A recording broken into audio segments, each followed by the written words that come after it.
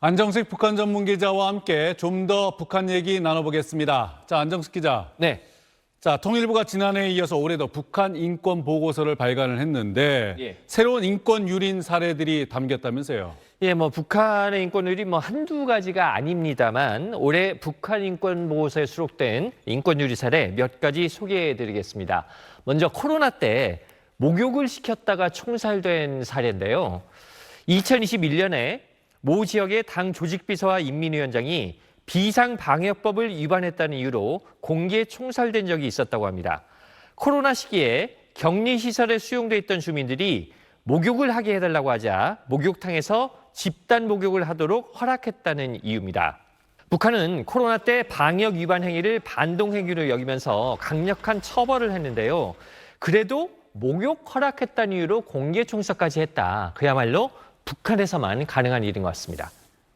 휴대전화에 대한 검열도 수시로 이루어지고 있다고요? 예, 휴대전화 들고 가는데 단속원들이 보여달라고 하면 다 보여줘야 된다고 합니다.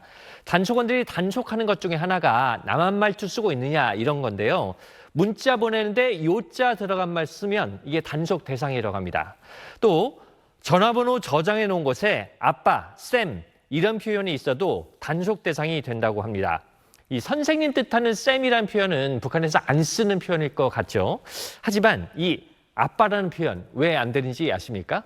제가 탈북민한테 물어보니까 북한에서는 아버지, 아버님이라고 하지 아빠라고는 안 한다고 합니다. 아, 그렇군요. 예. 자, 북한에서는 또 결혼식 때 신랑이 신부를 등에 업는 것도 반동으로 몰린다면서요? 예, 남한 문화 따라 한다는 이유 때문인데요. 지난해 탈북한 사람이 증언한 것을 보면은 북한 내부 교육 자료에 이런 내용이 있다고 합니다. 결혼식에서 신랑이 신부를 업거나 신부가 흰색 드레스 입는 것도 반동이고 여성이 귀걸이나 팔찌 등 장신구를 여러 개 하는 것, 또 와인잔으로 술을 마시는 것들도 다 반동이라는 겁니다.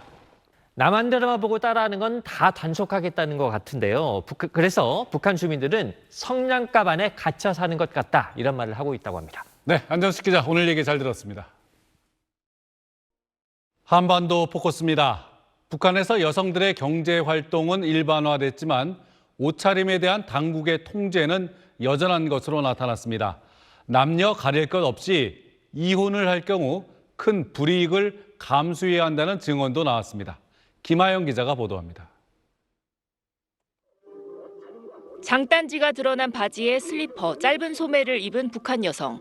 길거리에서 적발되자 단속원에게 되묻습니다. 사회주의식 옷차림을 강조하는 북한에선 남한풍의 차림은 물론 단정하지 않은 모습도 단속 대상입니다. 집 앞에 진짜 100m 앞에도 나갈 때도 좀 화장도 깔끔하게 해야 되고 머리도 풀면 안 되고 슬리퍼 끌고 진짜 나가도 안 되는 그런.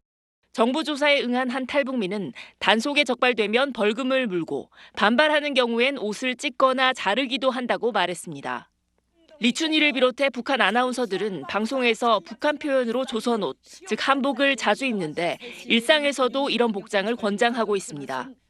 북한 체제를 위협할 수 있는 문화적 요소가 침투하는 걸 어떻게든 막겠다는 의도로 풀이됩니다. 북한은 이혼에 대해서도 자본주의에 물들어 발생하는 사회적 병폐, 반사회적 행위로 간주합니다. 이 때문에 이혼 가정 자녀가 김일성 대학을 가지 못하거나 당 간부가 이혼했다는 이유로 해임되기도 한 것으로 전해졌습니다.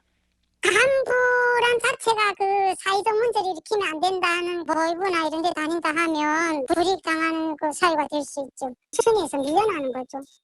통일부가 발간한 북한 주민 실태 보고서는 남녀 가릴 것 없이 이혼을 하면 지방으로 추방되거나 당원권을 박탈하는 등 법적 처벌과 불이익이 부과된다고 설명했습니다.